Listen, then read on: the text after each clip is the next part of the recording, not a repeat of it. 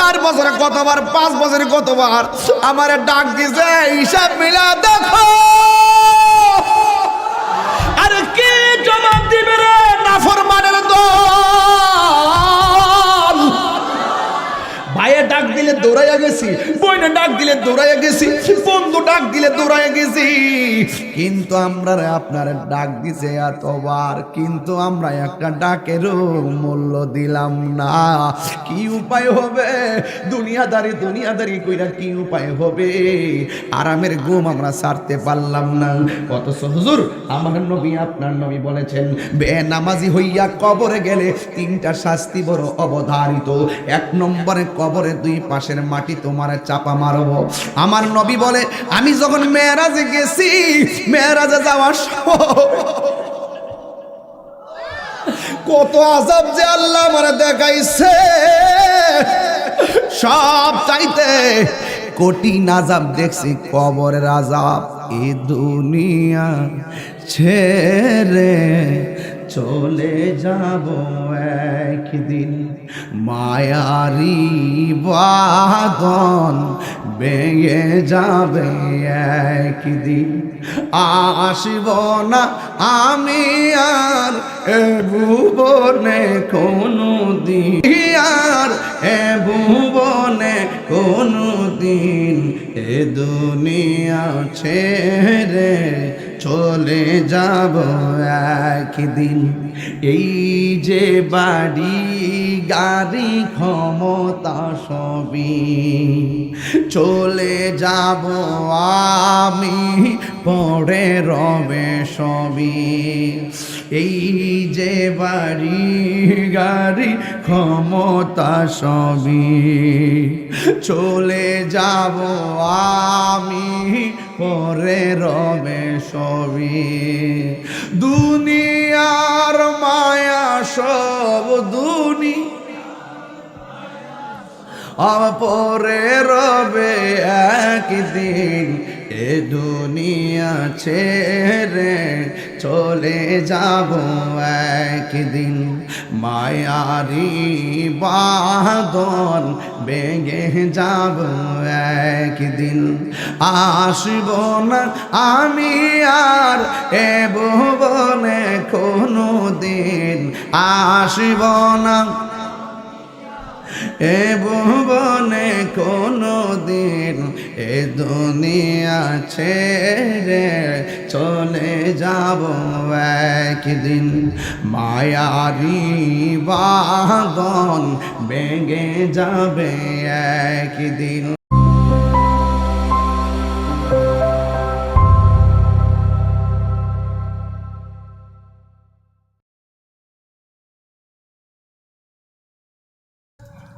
আমার মুরব্বী বাবাজিরা, আল্লাহ রাব্বুল আলামিন কোরআনুল কারীমের মধ্যে বলে দিয়েছেন, হুয়াল্লাহুল্লাযী লা ইলাহা ইল্লাহু।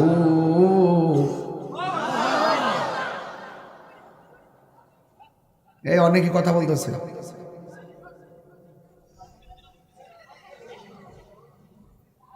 আমার দিকে তাকান। আবার বলতেছি, হুয়াল্লাহুল্লাযী লা ইলাহা ইল্লাহু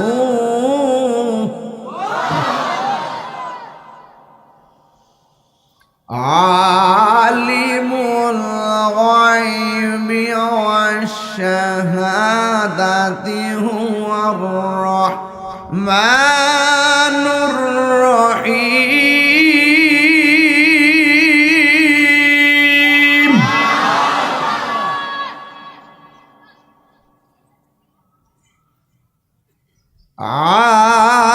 আলিমুল গায়বি ওয়াশ শাহাদাতি হুয়ার রাহমানুর রহিম।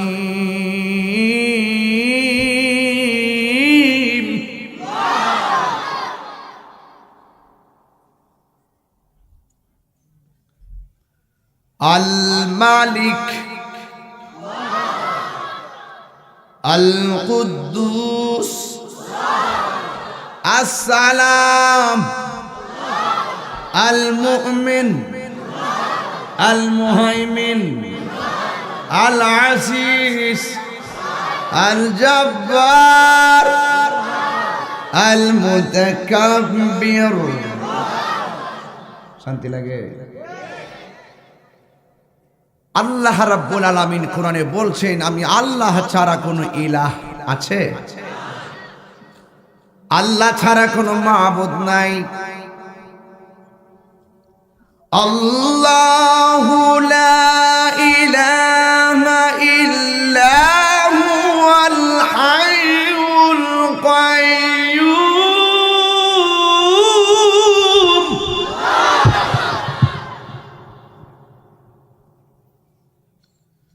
আল্লাহ হলো তিনি যিনি ব্যতীত কোনো ইলাহ, তিনি ছিলেন, তিনি আছেন, তিনি থাকবেন। বলুন না তিনি কে?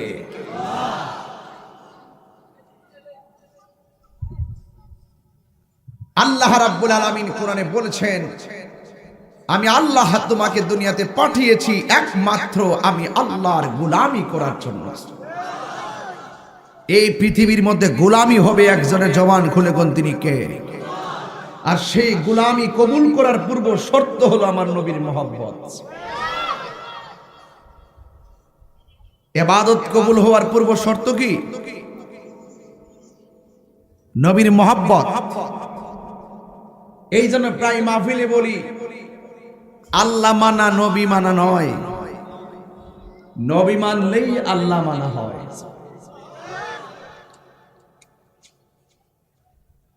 কিসে এর আগে বলতে বৃষ্টি ছিল, ঘটনাটা কি? তা ইতা দুরা দুরা থুরা থুরা, কথা কম ঠিক না বেটি?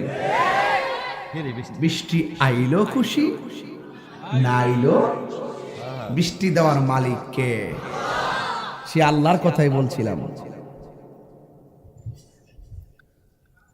গভীর মনোযোগ। আমি বলছিলাম আল্লাহ মানা নবী মানা নয়, নবী মানলেই আল্লাহ মানা হয়। আল্লাহ মানা নবী মানা নয়, নবী মানলে আল্লাহ মানা হয়। কথা বলেন ঠিক কিনা? এই জন্য যুদ্ধের ময়দানে সাহাবীরা আমার নবীরে এমন বিশ্বাস করত,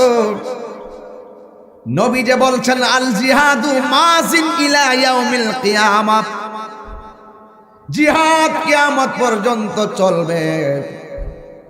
কেউ যদি আল্লাহর বিরুদ্ধে কথা বলে আমরা তাকে সালাম দিতে পারি না, বরং তার বিরুদ্ধে জিহাদ ঘোষণা করতে পারি। কেউ যদি নবীর বিরুদ্ধে কথা বলে আমরা তাকে সালাম দিতে পারি না, আমরা তার সঙ্গে জিহাদ ঘোষণা করতে পারি। এই জিহাদ কলমের মাধ্যমে হতে পারে, জবানের কথার দ্বারাও হতে পারে। আর যদি সে ডাইরেক্ট ইসলামের নাম নিশানা মুছে ফেলার জন্য ষড়যন্ত্র করে, হাতের মধ্যে তলোয়ার নিয়ে ময়দানে নামতে হবে। কথা বলেন ঠিক কিনা? যুবক, তোমরা কি প্রস্তুত আছো? এই নবীর বিরুদ্ধে কেউ কথা বললে তার বিরুদ্ধে রুখে দাঁড়াতে কি প্রস্তুত আছো? এই জন্য আমার যুবক ভাইয়েরা, কেউ যদি ইসলামের বিরুদ্ধে কথা বলে আমরা তার বিরুদ্ধে রুখে দাঁড়াবো। কিন্তু সবচাইতে বড় কষ্ট লাগে, আমরা মনে করি খাই দায় কোন রকম নামাজ কালাম পড়ে দুনিয়া থেকে বিদায় হয়ে যায়, এটার নামই বুঝি ইসলাম। আমার নবী ইসলাম বুঝাতে যাইয়া কি করছেন জানেন? হেরা গুহার মধ্যে গেছে, যাইয়া ধ্যান করেছে। ধ্যান নীরব জায়গায় আল্লাহর সঙ্গে মুরাকাবা করেছেন। আবার যখন আমার নবীজিকে হত্যার ষড়যন্ত্র করেছে, ইসলামের নাম নিশানা মুছে ফেলার জন্য চেষ্টা করেছে। আমার নবী আর হেরা গুহায় তসবিহ জপে নাই, আমার নবী তলোয়ার লইয়া 27 বার ময়দানের মধ্যে নেমে গেছে। আল্লাহু আকবার।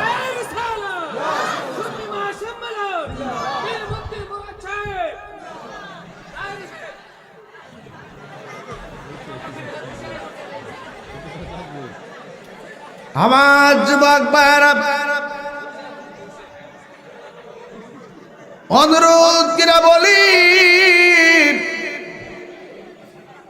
মুরাদ সাহেব যেখানে তাইরি সাহেব সেখানে, আলহামদুলিল্লাহ, তোমারে বড় ধন্যবাদ। মারহাবা। আমার যুবক ভাইরা, করতে যাই সত্যি কি জানাস, 10 গজ অত্তর ব্যানার বলিছে, এর চোখ হইলে তাহির দিকে মন গেছে কে মুরাদ সাহেবের দিকে। যাক অসুবিধা নাই, মুরাদ সাহেব সেখানে তাহির যাব সেখানে, তাহির সাহেব সেখানে মুরাদ সাহেব সেখানে, দুই দোস্ত। মারহাবা জোরে বল, এটাই ভালোবাসা। মারহাবা কোন দিছ তাগুন না লাগা কত মই। তুমি মিসওয়াক করা ফজিলত তো জানো, যে হিসাবটি গর্ব হবে আল্লাহ আল্লাহ হিসাব। সুইডেনে তো নবীর বিরুদ্ধে, ফ্রান্সে তো নবীর বিরুদ্ধে কথা কইছে, আয়েন না কালকে একটা মিছিল করি। আর সুইডেনে তো কোরআন শরীফে আগুন লাগাই দিচ্ছে, অন্য একটা কাইতলা বাজারে যে একটা মিছিল করি, বিষয় তোমরা গায়া করো আল্লাহ।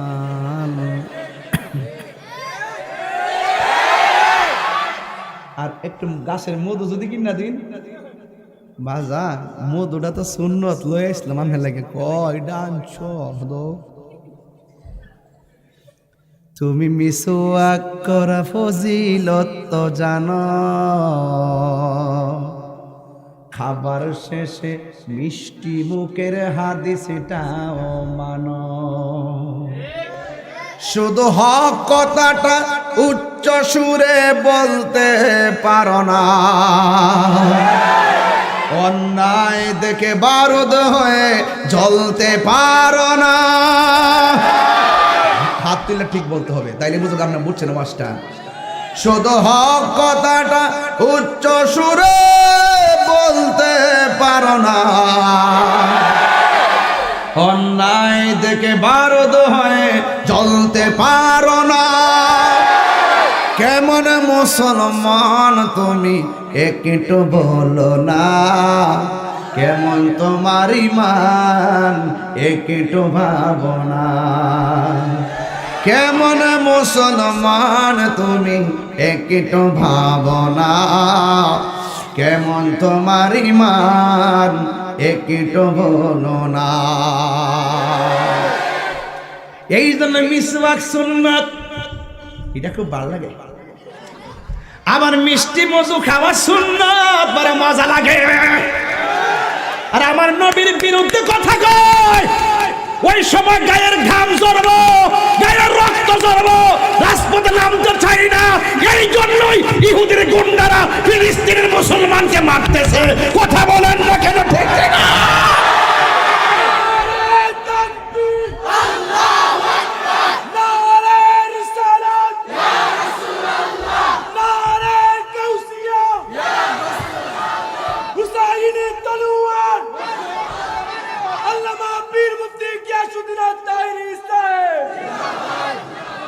আমার কথাই কেউ রাগ করবেন না, আমি অনেক নরম মানুষ, কিন্তু ঈমান আকীদার ক্ষেত্রে অনেক গরম মানুষ। কিন্তু আমাদের এখন আর বিচ্ছিন্ন থাকার সময় নাই, আমাদেরকে ঐক্যবদ্ধ হতে হবে। খানকার তবজি বালিশের মধ্যে ফালাইয়া রাজপথে যাইয়া আল্লাহু আকবার ধ্বনি দিয়ে ওই ফিলিস্তিনি মুসলমানদের জন্য কাইন্দা কাইন্দা দোয়া করতে হবে। কথা বলেন ঠিক কিনা? আমার যুবক প্রবান বলে কোথায় আছো? দুই হাত তুলে বলো ঠিক কিনা বলো। জীবন দিতে চাই কি চাই না বলো? রক্ত দিতে চাই কিনা? ইসরায়েলের গুন্ডা বাহিনীর বিরুদ্ধে বিশ্বের সকল মুসলিম ঐক্যবদ্ধ হয়ে লড়াই করব, রক্ত দিব, জীবন দিব, বাড়িঘর বিক্রি করব। কথা বলেন ঠিক কিনা বলো? পরিষ্কার কথা। আজকে মুসলমান ওই ওয়াজ করছে মুনাফিক, কথা বলেন না কেন? এই মুনাফিকরা দেবেন কালকে বাজারে উঠতে বলবে তাহিরি চিল্লা চিল্লি কইরা গেছে। এই মুনাফিকগুলো সমাজের শত্রু, ওরা দালাল, ওরা যেখানে যেই রং ধরে সেই রং ধরে কথা বলে, কিন্তু ঈমান ধরে না, জীবন দেয় কিন্তু ঈমান দেয় না। আমরা বাড়ির কাছে যেমন লক্ষ লোক নিয়ে কথা বললে তেমনি কথা বলি, যেখানে জায়গা দেখি জীবনে ক্যাম্প চলে না সেখানে দাঁড়ায় ক্যাম্প করি, লক্ষ লোকের সামনে করি বুলেটের মতো দাঁড়াইয়া, কোনো ভয় পায় না। জীবন কতদিন থাকবে আর বলো? 22টা বছর চলে গেল, মনে হচ্ছে গতবার ওয়াজে নামছি। এমন অনেক জায়গায় বলতেছে হুজুর আমরা তো কোনো সময় দেখেই নেই আপনারে, মনে হয় যেন গতবার নামছি, তারা মনে করে। কিন্তু জীবনের 22টা বছর চলে গেছে এই মাঠে। এই মাহফিলিতে আসি প্রায় কত বছর আমি জানি না, অনেক বছর হয়ে গেছে। তবে কথা একটাই, মুনাফিকের জিন্দেগির চাইতে, মুনাফিকের জিন্দেগি কইরা 5 তলা বিল্ডিং এ বসবাস কইরা 8 প্রকার আইটেম দিয়ে ভাত খাবার চাইতে, ইমানের জিন্দেগি নিয়ে ছোট্ট একটা সোনের ঘরে সুটকির ভর্তা দেখায়া জীবন কাটাইয়া দিব। কথা বলেন ঠিক না বেঠে? এই কথাগুলো বললে অনেকের কাছে খারাপ লাগতে পারে। এই মুনাফিকদের, এই মুনাফিক কাইতলা আছে না নাই? রাইতলা আছে না নাই? সামবারে আছে না নাই? মিমবারে আছে না নাই? সাফুর সিনারে খেবায় কাজখালা দুবলা 8 লাখ বাসুদেব জালালতলা আলাকপুর দামচা রাজাকা সিলিগুড় ভবনগর যাত্রাপুর আছে না নাই? সারা দুনিয়ার হিসাব করে লইছি। কথা কোন ঠিক না বে ঠিক? এই বেটা এই মুরব্বির সামনে দরজ খেলে বারবার যাক, বেশি সিল্লাতেন না, সিল্লালে আবার কোন যে হুজুর ওয়াজ বুঝতাছি না, অত সিল্লেও লাভ নাই। বেশি সিল্লাম কোন জায়গায় মানলে একটু যথেষ্ট। আল্লাহর হাবিব বলেন, যেই ব্যক্তি কথা বললে মিথ্যা বলবে, যেই ব্যক্তি ওয়াদা করলে খেলাপ করবে, যেই ব্যক্তির কাছে আমানত রাখলে খেয়ানত করবে, এই লোকটাই হলো মুনাফিক নাম্বার 1। এই জন্য সাহাবায়ে কেরাম মুনাফিকি করে নাই। আল্লাহর হাবিব যখন নামাজ পড়াতেন মুনাফিক চিনতেন, ইমানদারও চিনতেন। আমার নবী সব মুনাফিকরে ধরে ধরে বের করে দিতেন। আল্লাহর হাবিব বলে, আমি যাহা দেখি তোমরা তা দেখো না, আমি যা শুনি তোমরা তা শুনো না, আমি নবী যাহা বুঝি তোমরা তা বুঝো না। এই জন্য সাহাবায়ে কেরামকে যখন আমার রাসূল প্রশ্ন করতেন এটা কেমনে হবে, সাহাবায়ে কেরাম ডাইরেক্ট বলে দিতেন আল্লাহ এবং তার হাবিবই ভালো জানে। ওদের আকীদা কত স্ট্রং ছিল। আজকে আমরা ডলার খাইয়া কালার পাল্টাইয়া ফেলি, আজকে আমরা টাকা খাইয়া ঈমান বিক্রি কইরা ফেলাই। না না না, মনে রাখবা হারামের মধ্যে কোনো আরাম নাই।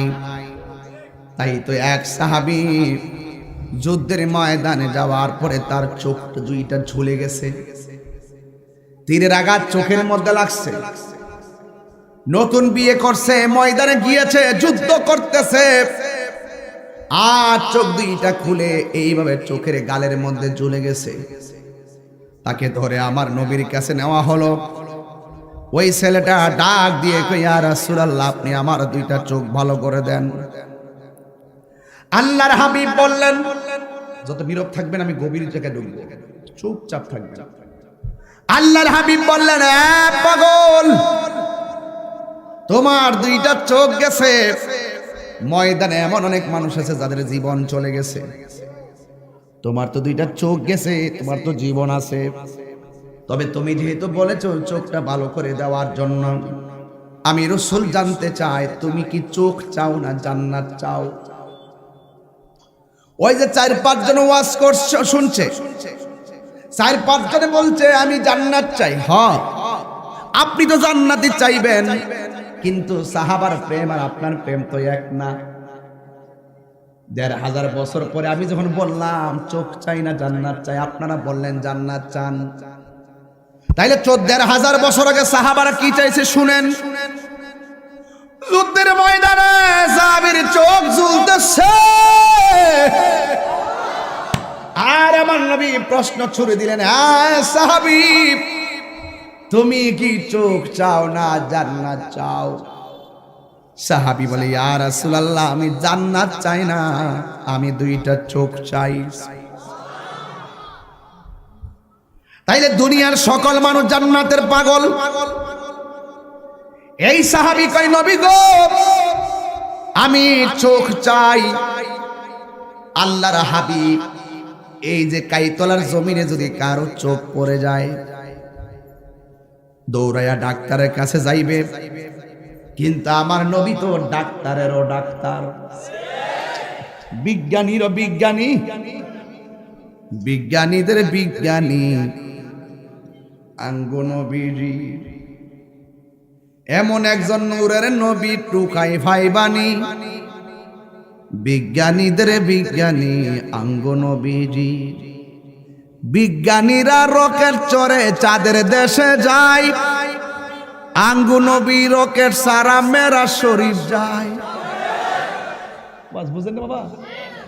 বিজ্ঞানীরা রকেট চড়ে চাঁদের দেশে যায়, আঙ্গু নবী রকেট সারা মেরা শরীফ যায়।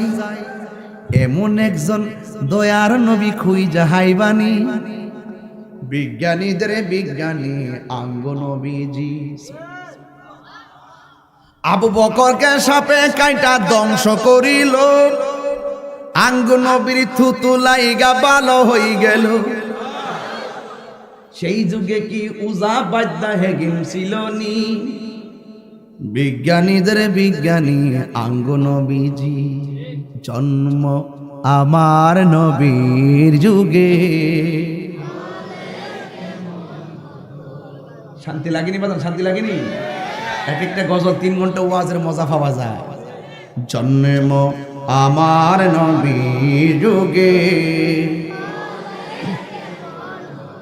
দুনয়নে রাসূল পাক দেখলে কেমন হতো, দুনয়নে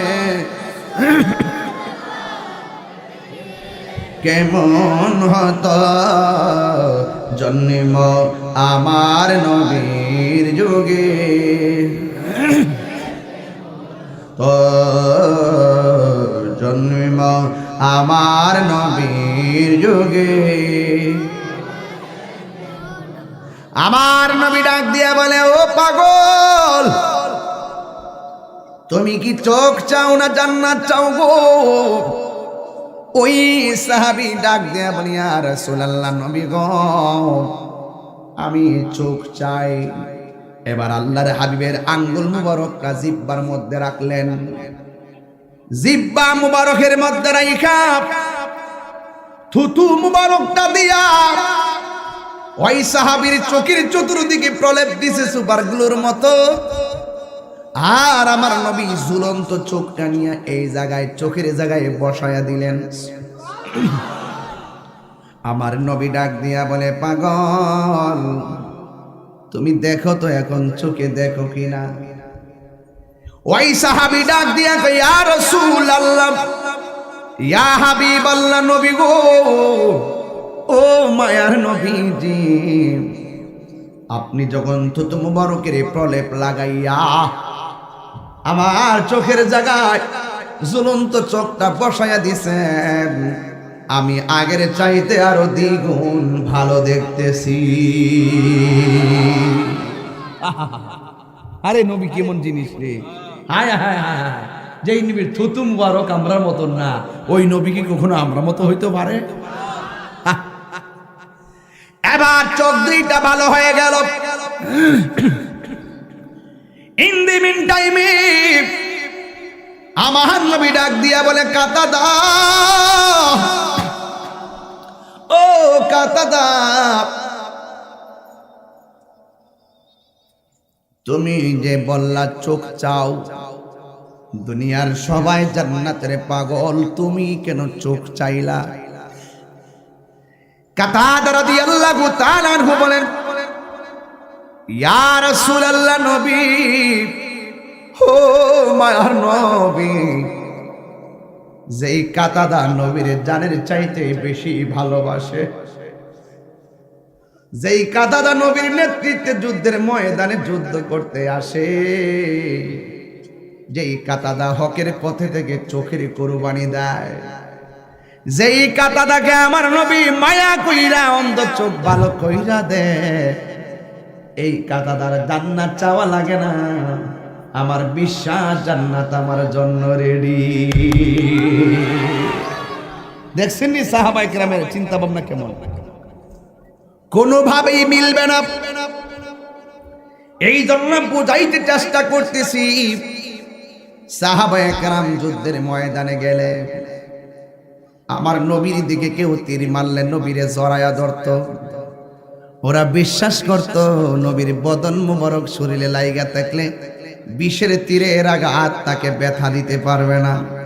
ওরা বিশ্বাস করত তীরের আঘাতে যদি নবীরে জড়ায়া ধরার পর যদি তাদের জীবন চলে যায়, নবীরে দেইকা মৃত্যু হয়ে গেলে মরার পরে আর কোনো টেনশন না। ভালোবাসার জায়গা মদিনা,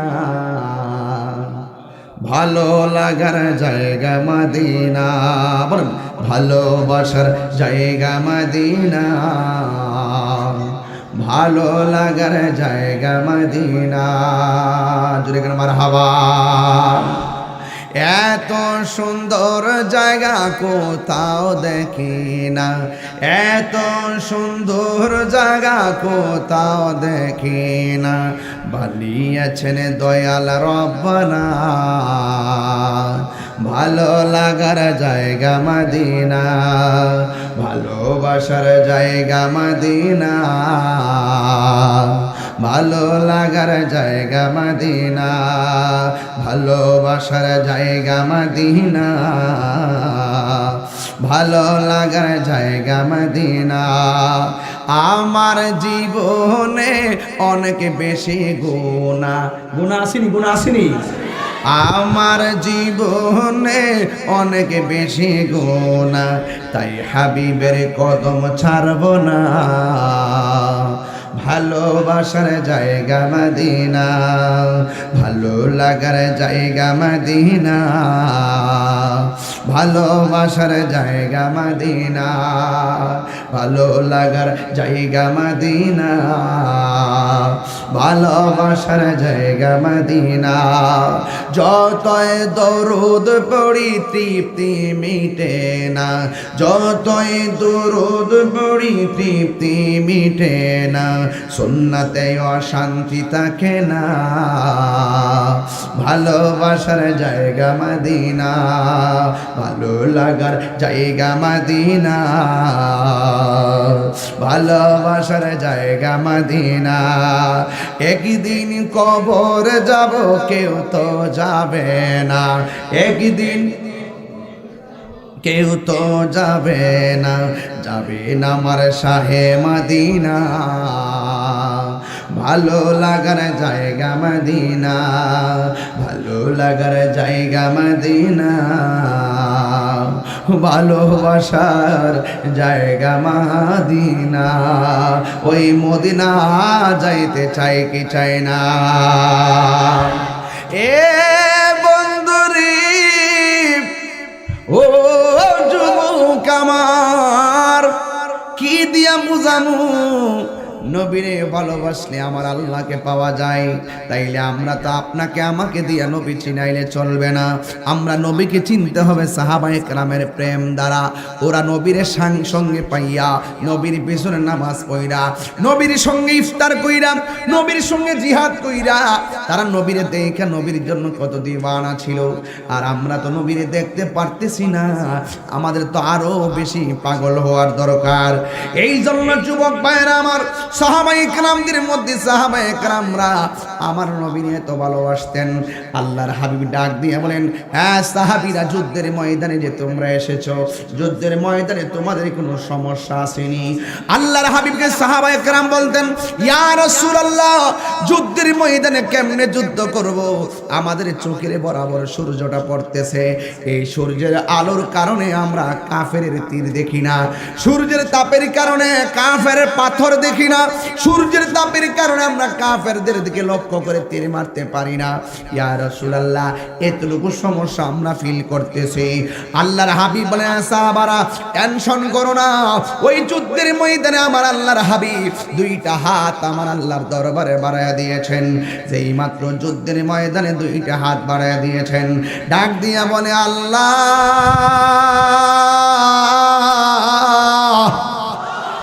ও আল্লাহ গো, আমরা সাহাবায়ে কেরামের সংখ্যা বড় কম, আমাদের সৈন্যের সংখ্যা বড় কম।